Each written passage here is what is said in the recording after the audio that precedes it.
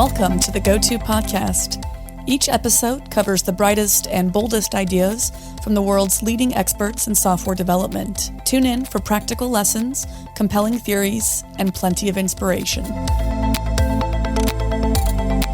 GOTO gathers the brightest minds in the software community to help developers tackle projects today, plan for tomorrow, and create a better future.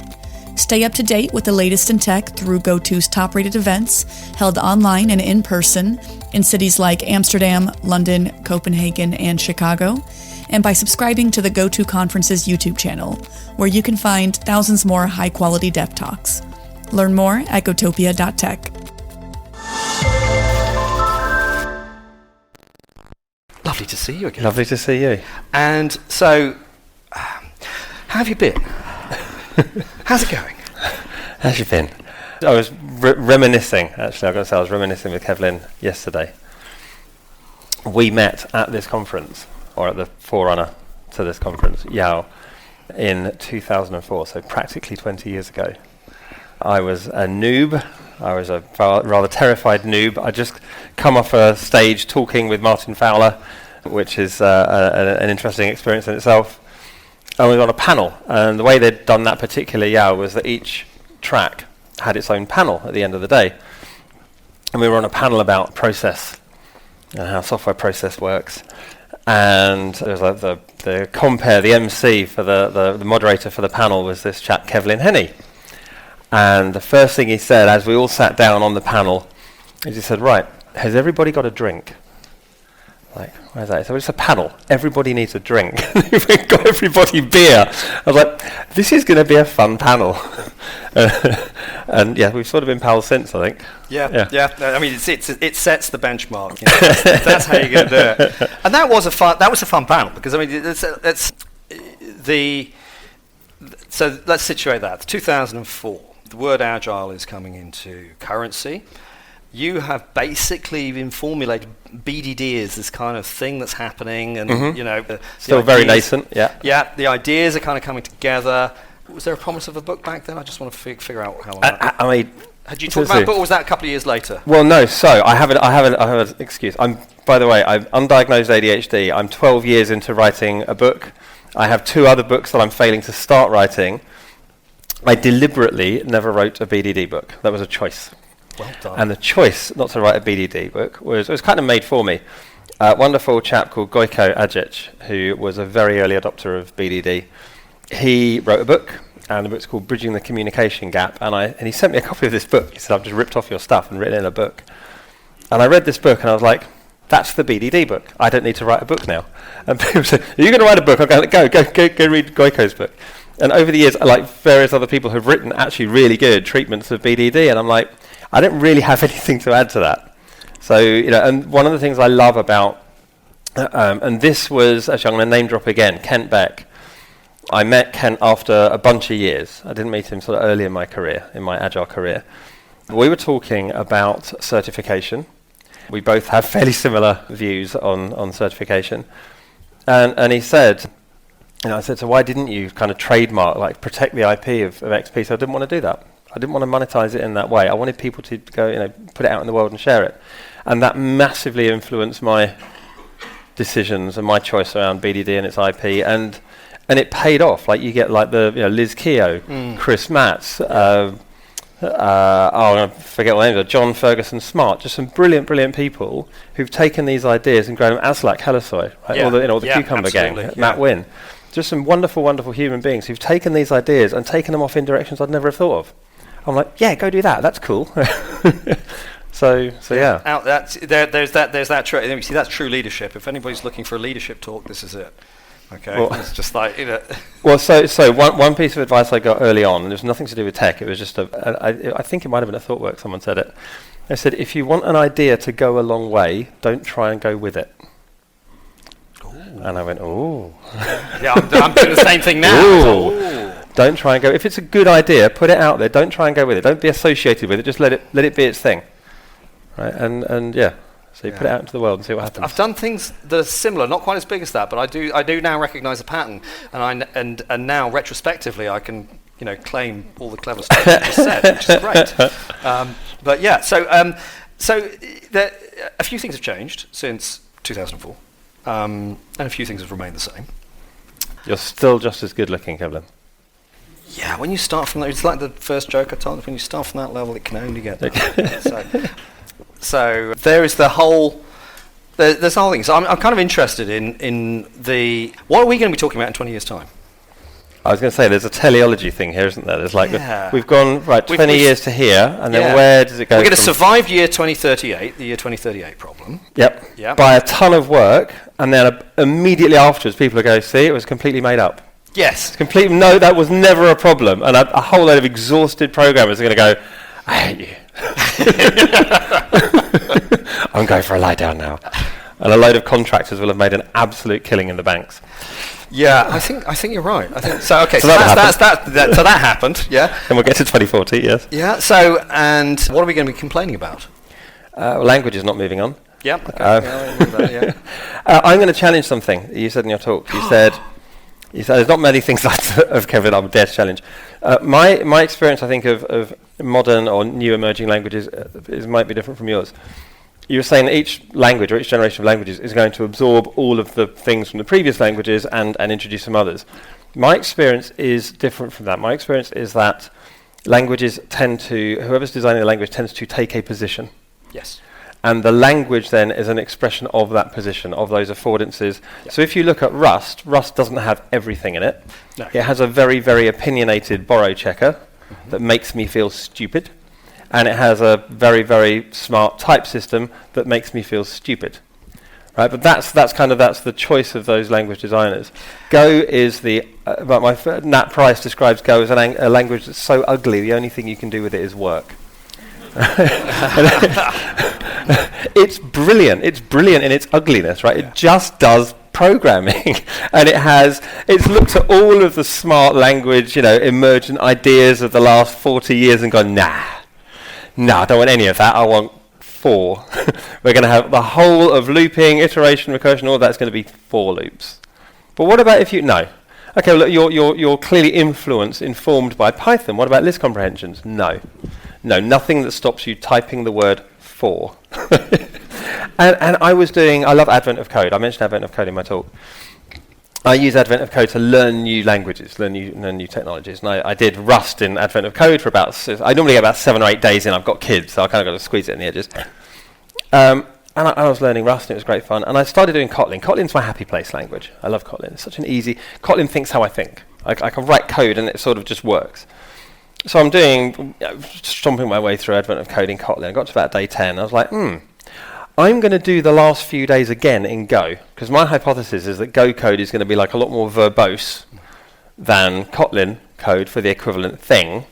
And it might have been actually something you said about the affordances of languages and how much work you have to do to get the same output. I was like, And so I started doing the few days of Advent of Code in Go. And the strangest thing happened. It's about the same amount of code. It's just different code. And I was like, did not see that coming. So it turns out that they are relatively equivalent languages. Just I'm so spoilt with things like functional affordances and maps and lists and reduces and all that. And I don't have those in Go. And Go's like, you don't need it. Honestly, you'll be fine. Well, I just to pick up on a couple of things. One of them, certainly when I use the term all, I do not genuinely mean all. I started with the John Backus quote in my talk, and it's just like, because he sort of said, new languages, they do, so I wasn't going to moderate the generalization. No, they don't take everything, otherwise we really would grind to a halt. So what they do is Well, you get Scala. Hybrid. There we go. Bag of language features. But that's the thing, is that each language does do that, and when you look at, so each language does start, and you're quite right. Version 1 is the opinionated one the creator did, but that goes back to the other point that I made, is that, and then there's version, and then the one after that, and then the one after that. If you look at any programming language that's been around a long time, and that's the kind of the joke I was making about, when it's been around a while, it generally has different design teams and different design goals, and the world moves around it. And then what becomes fashionable and desired changes. And sometimes a language will hold out for a while, and then eventually caves. And we're already seeing that Go is undergoing. So Python was actually surprising. Python 3 was really stable for a long time, but then it starts adding new Control flow constructs. Control flow constructs are normally the last thing to get added to a language. They're really very, very, right. That's the stable layer. You do not want to be messing with that. Yeah, exactly. And it's now adding, and we're seeing that all of these things are changing. And I have, I've got, for some languages, I've got books from different eras, and it's so funny looking at what's recommended style. So that's the things I agree that normally it comes out. It's normally a small design group, small coherent, but then when it becomes popular, then it starts diverging. And in Java, there's a bunch of little languages trying to get out. They've been imprisoned, right. And they're all there. And so there's that aspect. But I think also the point that you made about when you look at Go, because somebody was talking to me about paradigms, and I was like, Go is kind of like perfect procedural. And funny thing is, if we were still doing the algol numbering, Go fits into that because it actually is sympathetic. Having read the reports of various, it's just actually really. Go is the most perfect 1970s language I've ever encountered. It is not a 21st century language. It is the heir to Algol 68. It has got all those things. If Algol 68 had come along a bit later, it would have had channels. It had parallelism. It had all of these various bits and pieces. It had kind of like, you kind of look at it and go, yeah, simple. And there's a bunch of stuff you can do in Go where you're not surprised that it works because something else was supposed to work like that, and you just change the syntax. Oh, yeah, that works there as well. Yeah, and the structural typing, like the fact that you can't have type hierarchies, but you can have types, and they can have methods. You're like, you can separate those two ideas and throw away the really complicated one. There's a whole load of stuff there that it's kind of like, I'll be generous. I'll say early 80s on the outside, but it does. It feels but it's no coincidence, right? It was designed by one of the folks that designed Unix. Yeah.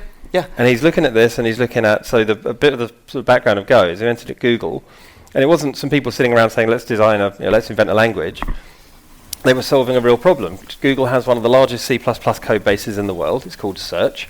And it has one of the largest Java code bases in the world. It's called Ads. And these two code bases are pushing the limits of those languages, right? So for Java, it's just about how big of a thing you can build. For C++, it's linking. For anyone who was writing code in the 90s, right, it's a very, very painful and time-consuming process. And they're saying, okay, there's certain, again, it's a goodness of fit. There's certain situations, certain problems for which in Google, in our ecosystem, C++ is exactly the right language to do that part of search. But for huge amounts of the rest of it, for all the kind of the plumbing and the bits that kind of make it all work, it doesn't need to be that. Ditto Ads, right? And so what would a language look like that would have a really gentle on-ramp for Java programmers, a really gentle on-ramp for C++ programmers, a really gentle on-ramp for Python programmers that is deliberately small? We'll make it deliberately small. We're going to make it developer-friendly, fast toolchain. If it doesn't compile fast, it's no use. And that was why they pushed back on generics early on. It wasn't we don't want generics in the language. It's that will slow down. There is no implementation of generics that does not slow down a compiler or introduce several more passes, right? Yeah. So you're going to have to fight for this. If you can give me a reason to have this, you're going to have to fight for it. But I think one of the funny things is when you kind of looked at history, it's just like Java, Go's going to get generics. And I remember saying that in 2009, 2010. Well, and that's what they said. They said, well, we're not going to say no. We're going to say, give us a constrained use case.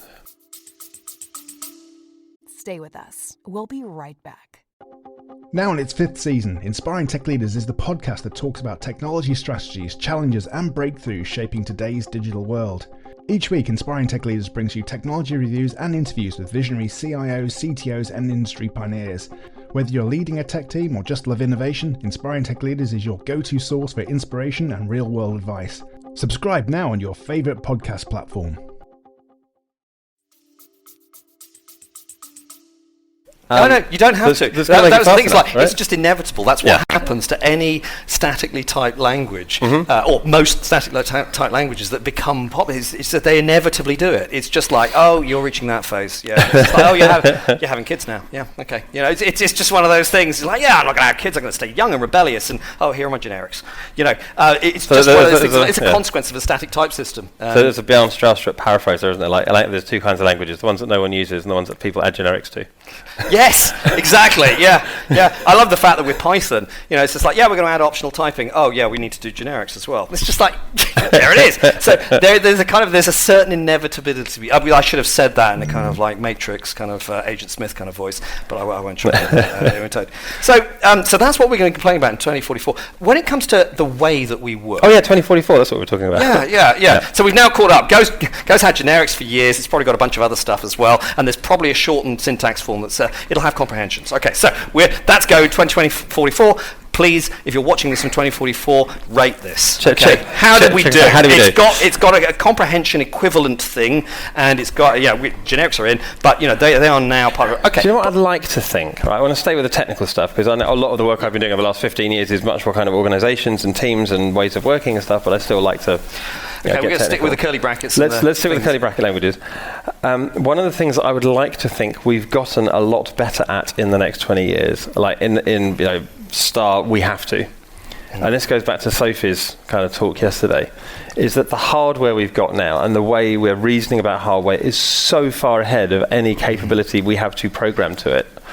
And we are so either deliberately or inadvertently wasteful of that resource that we have, that I would like to see a lot more deliberate move towards languages that are like necessarily sympathetic. Yeah. So your vector languages, I think, like your APLs and your Ks and those sort of languages, I think are going to have a massive resurgence. There needs to be a more developer-friendly version of that. There are a few, yes, but I'm a fan of APL. I had APL keywords. I wrote reporting software in APL. So for those of you who don't know, APL is a write-only language, but very strong on the notation idea to the degree you needed a different keyboard. But there are more popular versions. But But the point of a language like APL is it's called a vector language. So things like doing operations on vectors are like, there's a single symbol, right? It's a single thing. Inverting a matrix is a single operation, or transposing a matrix is a single operation. And what that does is it gives to the compiler and the runtime an enormous amount of degrees of freedom, right? Because you're saying, I want to invert this matrix. It could, if all of those rows or columns of that matrix are in different registers, in different vector registers, it can basically go, there you go. Or if not, it can parallelize it out. It can do loads of really cool stuff that you as a programmer wouldn't think of. Yeah. Or even if you did, you'd probably get it in the wrong order, right? And so when you get languages that are at, and it's not necessarily a higher or lower level of abstraction, because that's a popular misconception as well. It's at an appropriate level of abstraction for the problem you're solving and for the affordances you've got, then you're winning. Right, and I'll keep coming back to Go. I sound like a Go fanboy. I write hardly any Go. I just think that Rob Pike is a very smart guy and designs and thinks very carefully about designing things. One of the things that Go has built in is baked-in concurrency. So it has Tony Hoare's CSP model, which is little processes. They call them Go routines. And all the processes are wired together with channels, and the channels are typed. So you send a value of a type down a channel, and as a Go routine, the only things you can do are receive a thing from a channel and send stuff down channels, right? That's your only connection with the outside world. If you define your program, and it's weird, right, for programmers, for who's here like Java? Who are the Java folks, and Kotlins and C Sharps? Keep your hands up, C Sharp, Python, Ruby. What am I missing? Who's doing stuff and none of the above? Call out some languages. What languages are you using that aren't those? Right? JavaScript, PHP, of course, the two big ones, right? All of the top 10. Yeah. Right. In all of those languages, if I want to do some stuff, I go, do first thing, do second thing, do third thing, do fourth thing, and that's what my program looks like. Okay. In a CSP world, I would have little agents that do each of those four things. And I would define those agents, and I'd spin them up, and I'd just send a message from each one, and the work gets done. But the work is now being done in separate places, which is weird, right? It turns out it's much easier to reason about than those 4 lines of code in terms of what's going on inside a computer. And when we start programming like that, each of those little things is its own little computer. And again, Alan Kay describing OO as little computers passing messages, and at the core of it's the messages. We've actually got, literally, Tony Hoare's describing this thing, little computers passing messages. And when you start getting, your Apple Silicon and your AMDs and your these chips that are they're called SoC, system on a chip. So you get a tiny bit of silicon, and on there is the memory and the CPU and the GPU and all of that stuff, all of that compute is in one spot.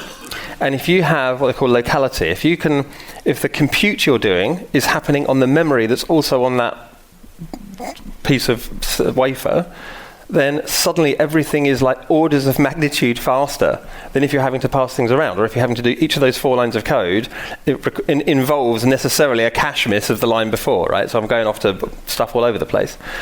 If I can start programming in a way that is sympathetic to the hardware that's been sitting there for best part of a decade waiting for us, right? Suddenly we're going to have, and this goes back to what Holly Cummins was talking about the economics of computing. I can make my computing better, faster, and cheaper by thinking about the context it's running in. Yeah. And I think we're going to, as a planet, right, as a species, we're going to have to get an awful lot better at that over the next 20 years.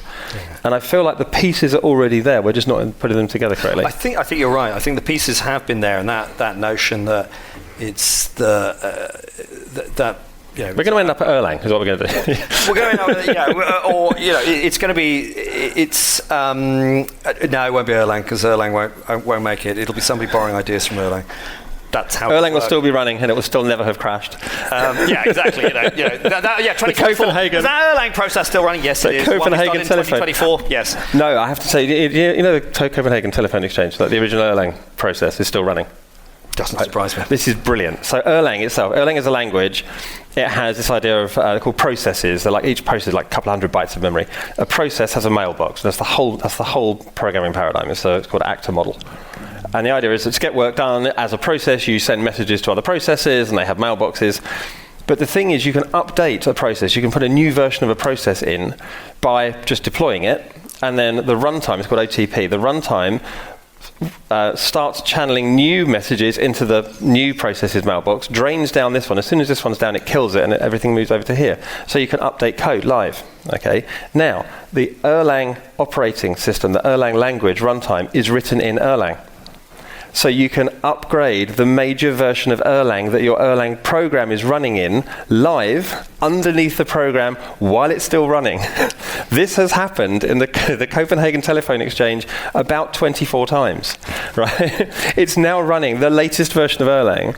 It has had Joe Armstrong. I met him a few times, and he said after about 10 years we stopped counting nines.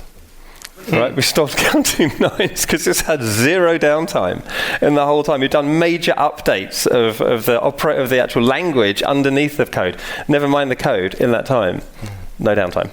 But again, it's just insane. So yeah, I mean, because you make it so simple, it can't break. Yeah, right. And we don't do that. That's the thing. That's the thing. So my keynote. The point is that it's like, how long is it going to take for that idea to take hold? Because the actor model was originated was 50 years ago, along with at the same time. You'll know the paper, right? It's just like I did. My master's thesis was on actor models, and I didn't do Erlang. Of course it was, Kevlin. Because Erlang wasn't a known thing at that time. Yeah. It's far enough back, and I looked at a thing called ABCL, and it was just like 1974 was like Carl Hewitt's work, 1973, 1974, all of this kind of stuff. The scheme language. Remember I said everybody needs to have an infatuation with Lisp. Some people get an infatuation with Scheme. Scheme was invented to try and figure out what on earth Carl Hewitt was talking about when he created the ACT model. And there were lots of very interesting things that came out of that. But it's one of those things of like, eventually we're going to get, so it's a slow propagation of ideas. Mm-hmm. And it's a case of like, there's some kind of hope, but I think it's going to be not because the Copenhagen telephone exchange is still running Erlang, but people are going to start ransacking. They're starting to do half-baked. I've done versions of actor models in the past. Yeah. There's the whole Akka thing, which is kind of like, it's kind of like that's. I've not really played with Akka, but when I look at Akka, has anybody used Akka? It's when I look at Akka, it's just like, this is like somebody had a conversation about actors with you in the pub. You never actually saw what actor code looked like, but we're going to say this is. I mean, it's not a bad stab at it, but it's not. When you look at Erlang, it's like Erlang is just like, we're done. Really well, and the important thing the important observation to make, I think, about Erlang is it's not Erlang, it's the runtime. So what you have with Erlang isn't just a brilliant, simple, elegant implementation of actors, it's the most observable runtime we've got. I mean, you think JVM's got good observability, and it does, it's not a patch on OTP. If you look at how Erlang programs run and what you can know, what you can know at runtime about a running Erlang system, and the dials you can twiddle, and the thing is like, okay, that's observability, and he cracked that 20 years ago, 30 years ago or something. So that's the interesting, that comes sadly and we never then said, right, let's generalize that, let's make that how the industry does this stuff. Yeah, and that seems to be the missing bit, isn't it? That we often have these aspirations, we often have these examples, don't we? Whether it is the technical stuff, the people stuff, we say there is a beautiful example of how we can do this, and everyone's that's brilliant. And then the people stuff happens that that all the forces work against that. So, well, I'll give you another example. Is if you've seen much actual Clojure code in the wild. Or even Lisp code in the wild, is what people do is they pick up these languages and they start programming in them. And absolutely the wrong thing to do with Clojure or with Lisp is to start programming in it, because it's not a programming language, right? It's a language you use to design a language that you're going to program in. And so when you see Clojure done well, the first thing you build is that DSL you were talking about. The first thing you build is structures that represent your domain and represent your domain model, and functions that represent operations within your domain on those constructs within your domain. And that's what you build your program out of. And we forgot that, so you just start coding. You do realise that there's Scala programmers out there going, that's what we do. Well, that's a great thing with Scala programming. You can do anything, right? Just a bag of language features in a sack and just shake it up. There's bits of Scala that aren't compatible with other bits of Scala. You have to choose the subset of Scala you're going to call Scala and use that. Today's subset is... Exactly. What's today? Friday. Okay, so therefore it's going to be this subset. Now, what I like with Scala is the answer is yes. So you're like, okay, so Scala, we're going to process a sequence of values. Yes. Should we use a for loop, like an iterator? Yes. What about a recursion? Yes. Should we map reduce? Yes. Right. Which of those do you prefer us to use? Is there like an idiomatic no?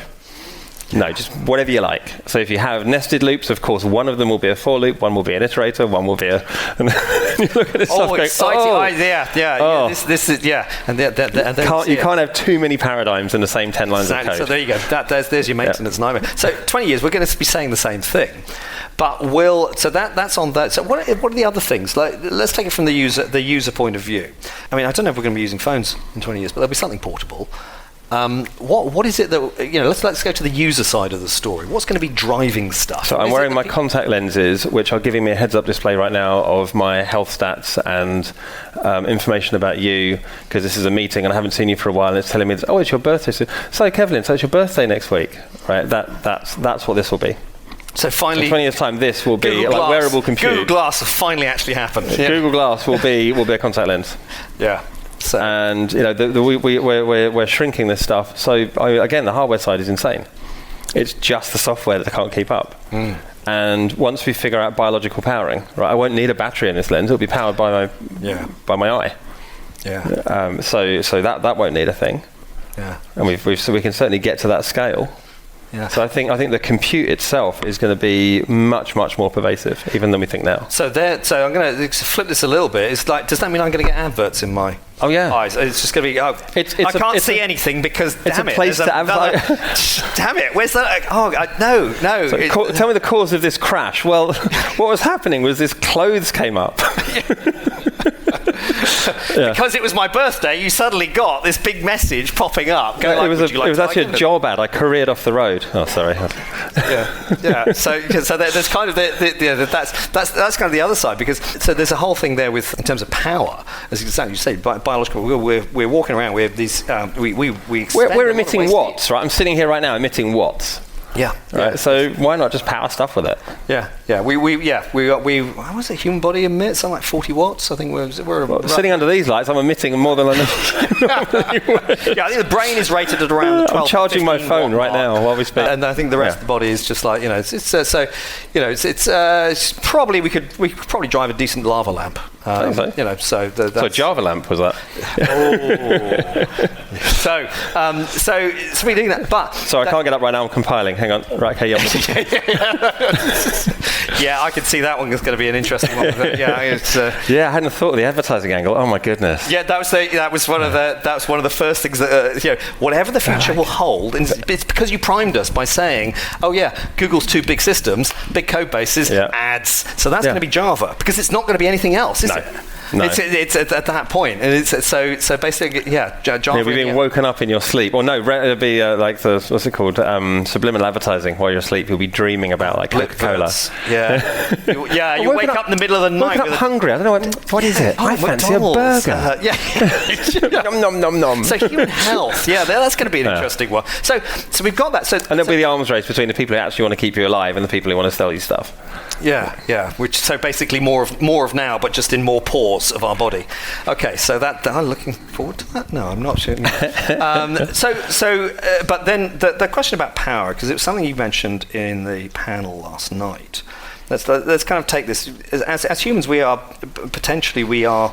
in a wonderful position to power most of our own devices, in the sense that phones do use a modest amount of electricity compared to some of the stuff that equivalent compute power we would have had in the past would have generally made a noise, would have normally been that would be one of the offices. Certainly I worked in one place where it was a case like, no, we don't have heating in the winter because simply the waste heat from all the old style monitors and the machines was enough to keep the room warm. Well, in fact, Denmark is a brilliant pioneer of this stuff. Is the idea of like creating these holistic organizations.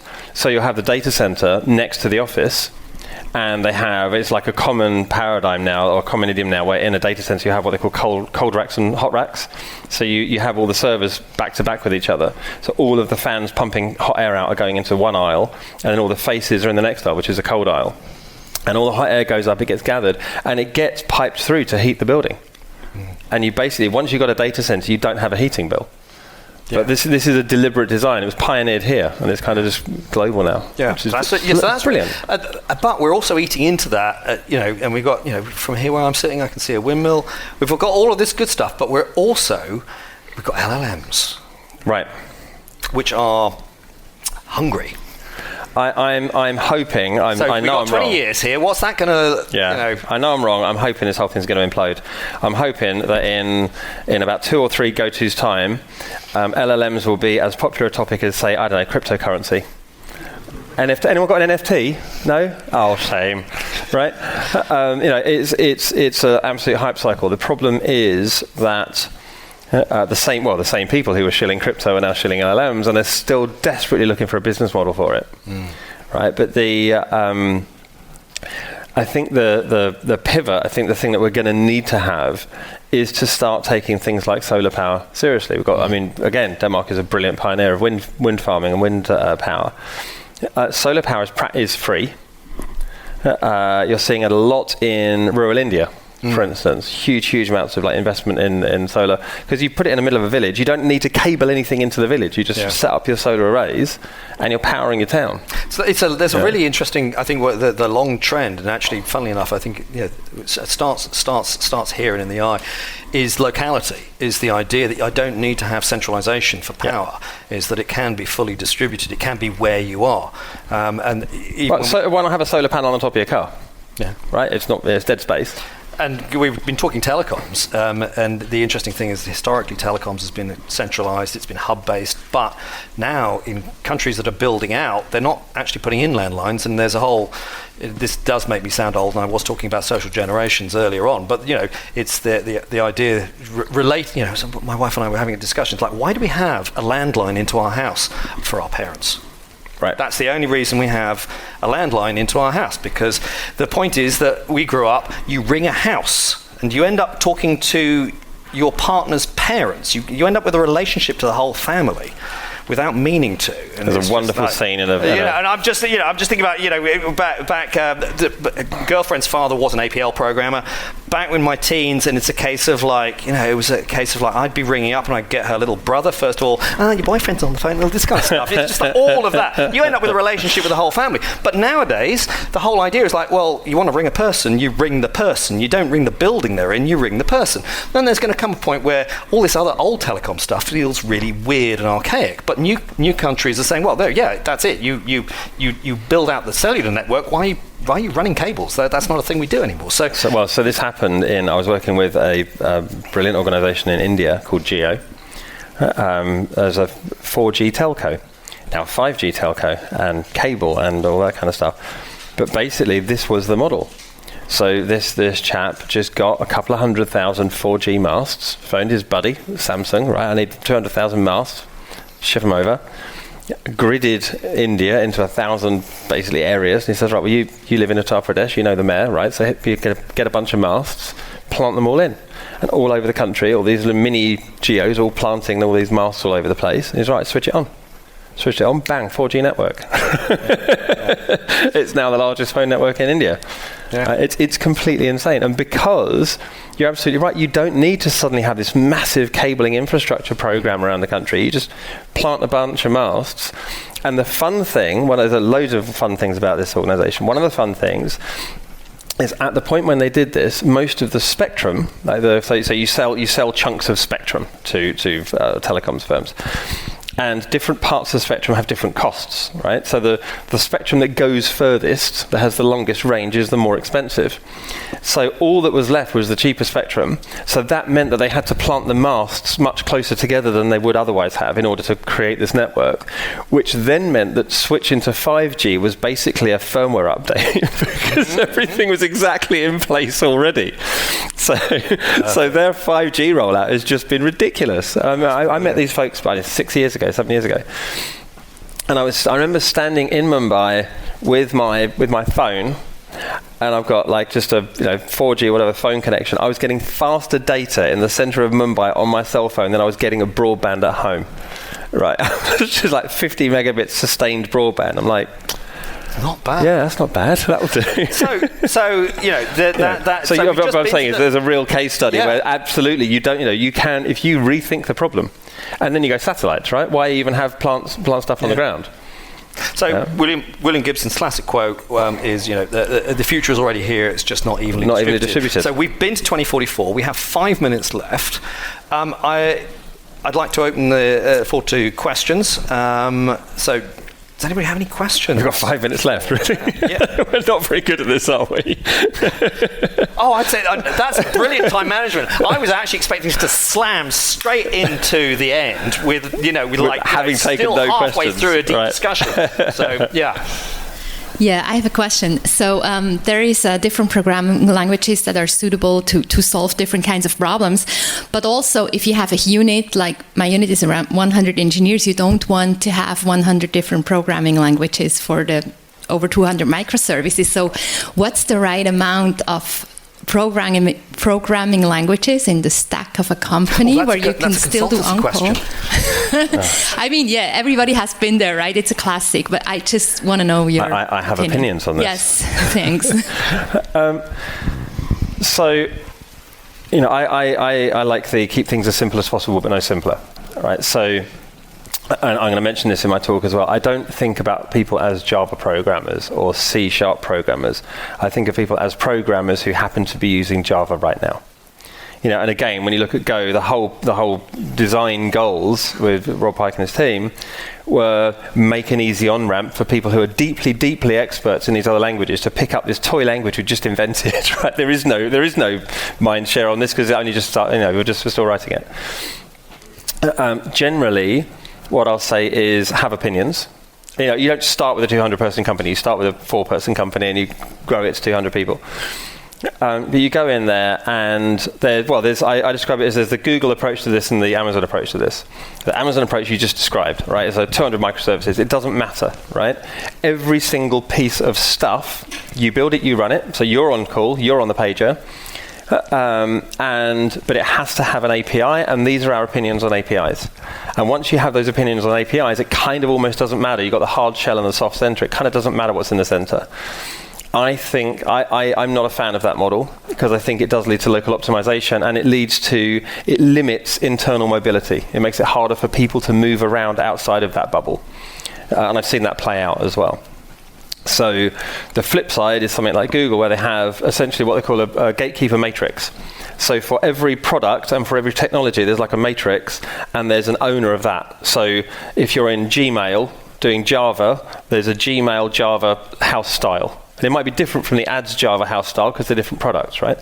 But there'll be a house style. You have to code to that style. And that part of the pull request model is the style check against that. Like, you can have the best solution and you didn't use the house style. Done, right? Back at you. I think the truth is somewhere in between those, because most companies aren't Google or Amazon. It's just like, big tech envy. So I'd say start with a small number of opinionated languages. Be deliberate about what good looks like. So have custodianship, and have custodianship as a first-class concern. There is a group of people across the organization who own what we think good Java looks like, or what we think good JavaScript looks like. And you may have other opinions. These are ours. Yeah. So the custodianship thing is valuable. Have a deliberate process for onboarding a new language. So I've been in a few shops where they're Java shops, and I'm introducing Kotlin. And I'm introducing Kotlin because it is a strictly better language in most use cases than most versions of Java. I mean, a lot of Java's caught up now and does some nice things, but... So are you going to immediately trust me to put Kotlin into your production systems? No, because I'm some external idiot who just walked into your organization. What we might start doing is maybe using Kotlin for some TDD. We'll start writing the tests in Kotlin, because you've got the little backticks thing, and you can write test names in plain, with little spaces in, and just nice little affordances, and you gradually start introducing, and then after a while, someone else says, hey, why don't we start writing some production code in this? This is quite, and then now you've created like enough groundswell. And as soon as that happens, we say, right, custodian. Now this is a language that we're going to use. It's going to be blessed, anointed, whatever. We're going to have an opinion on that, so there'll be custodianship. So you have a deliberate way of onboarding new languages. You have the smallest set of languages you can reasonably operate with, because that gives internal mobility. And at the same time, you don't have a fear of trying new things, because they may be where you want to be going. So. Cool. Right. Thank you. In which case, that's a very comprehensive answer. I think we are at an end. So, Daniel's going to go off, do a talk now. Then you need to tackle him just as he finishes that to ask further questions. Hinder his progress to the airport, or accompany him to the airport. It's just like, there's nothing weird about that. It's not stalking. I'm going to be walking down to Orison Station. I'll happily take some company. Yeah. Okay. Well, thank you very much. Thank you. Thanks for listening to this episode of the GOTO podcast. Head over to gotopia.tech to discover lots more content from the brightest minds in software development.